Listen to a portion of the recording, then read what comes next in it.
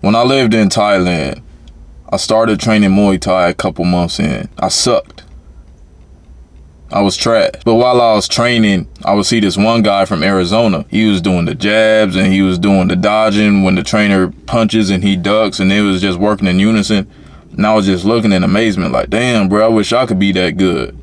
So when he sits down after he's done and he sits down next to me and I just ask him, I'm like, yo, how'd you get so good?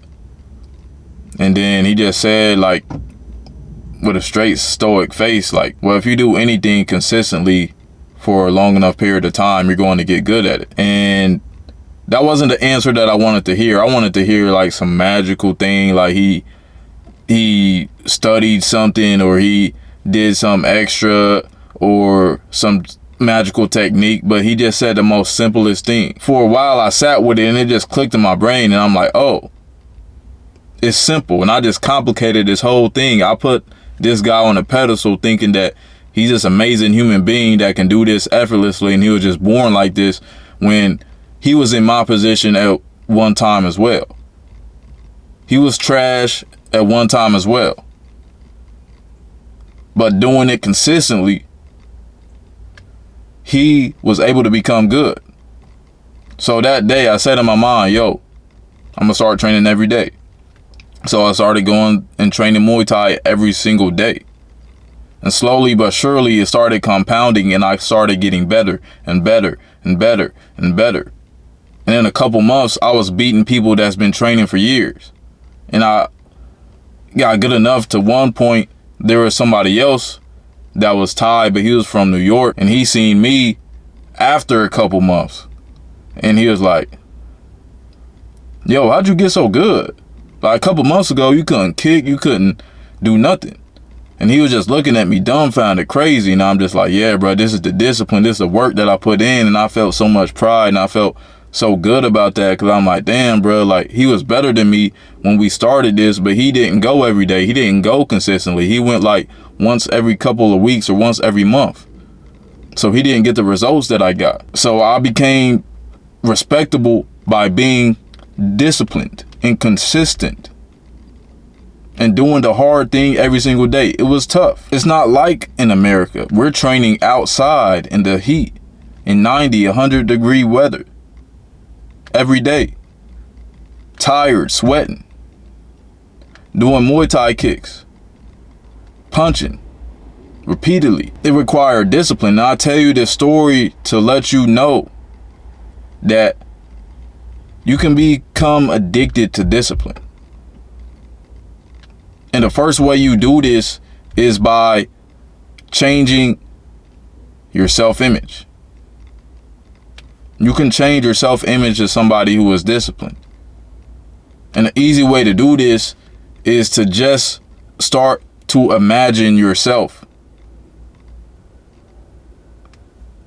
being good at the thing that you want to do. I wanted to be good at Muay Thai, so I had to imagine myself, oh, what would it be like if I was good? What would it be like if I could train like the guy from Arizona? If I could move like him? If I could duck punches and I could punch and kick effortlessly and flow and that shit look good, like what if I could do that? And then secondly, you have to see yourself different. You have to identify yourself as that person. You have to believe that you can do it, because you cannot do anything in this life if you do not believe that you can do it. You have to change yourself at an identity level, and so many people are not willing to do this. For example, I was talking to somebody a couple months ago and he said, yeah, I'm about to be diabetic. Like I'm borderline. Like the doctor told me like I'm this close to being diabetic and being on medication. And he said I need to get in the gym. I'm like, okay, like you need to change your identity. Like you got to change your life around. You got to make sacrifices. And he said, oh, I can't sit around on the couch and I can't eat sweets and donuts and I can't watch Netflix and I can't watch my favorite anime, my favorite shows. And I'm just looking at him like, bro, you know, like your health is on the line. And you're not willing to sacrifice those petty things for your health. you're going to have to make a sacrifice. Because to become disciplined, you have to be around disciplined people. You have to saturate yourself with this mindset. Because most likely you're on this video because your father failed to instill discipline in you, or your mama did, or whoever raised you did not instill discipline in you, or they instilled the wrong type of discipline in you, to where you just stay in your comfort zone and you do things like you just make up your bed and that's it, and vacuum your room. That's all you did growing up. So you did not have discipline installed inside of you. Just like me, I did not have discipline installed inside of me. I had to develop that later in life as a man. But now I'm at the point to where I wake up at 4:15 every day. That's my identity. If I wake up past 5 o'clock, I feel like I just wasted my whole day. That is my identity. I feel pain when I do not wake up at 4:15. I feel pain when I do not go for walks. I feel pain when I do not go to the gym. I feel pain when I eat unhealthy foods. I feel pain from these things. I feel pain being in my comfort zone. I feel pain not meeting women consistently. Because this is the identity that I created for myself. And it has to be the same for you. You have to saturate yourself with this type of information. And this is what most people get wrong about discipline. And most people will teach online about discipline. Yeah, add this, do this, do this. It's like, no. It's more so about subtracting things than anything. Subtraction. What are you willing to subtract from your life? For example, Kobe Bryant was one of the most disciplined basketball players, I would say, of all time. He would train and work out multiple times a day, every day. While everybody else was training once and they was going clubbing and partying, he was just training. And he would go to sleep early and he wasn't partying with everybody. He said, yo, if I want to be the best, if I want to be disciplined, if I want to get better every single day, I have to do what everybody is not doing. So what are you willing to subtract from your life? Just like the guy I told you about that's about to be diabetic, that still hasn't changed his life. He's not willing to subtract the Netflix and scrolling on his phone and watching his series or whatever he's watching and eating sweets and being lazy and sitting on the couch, because he literally told me that. So therefore, he cannot get the thing because he does not want it bad enough. So what are you willing to subtract from your life? Are you willing to subtract waking up at 8 p.m., 9 p.m., my bad. Are you willing to subtract waking up at 8 a.m., 9 a.m., 10 a.m., 11, definitely 12? Are you willing to subtract that? Are you willing to subtract the late nights where you're scrolling and you're not doing nothing? Are you willing to subtract the McDonald's and the Burger King and the Wendy's and all of this fast food that you know is not good for you? Are you willing to subtract sitting on the couch watching a Netflix series when you could be outside getting the sun and walking and getting healthy?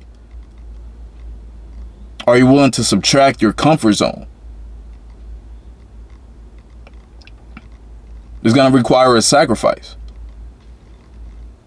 You have to subtract to gain, to add more into your life. And then after you subtract, then you start to put in, okay, now that I subtracted this from my life, I'm going to do this. For example, if every night you sit around lonely and you doom scroll up to 1 a.m. or 2 a.m., you subtract that and you say, yo, I'm going to sleep at 10 p.m.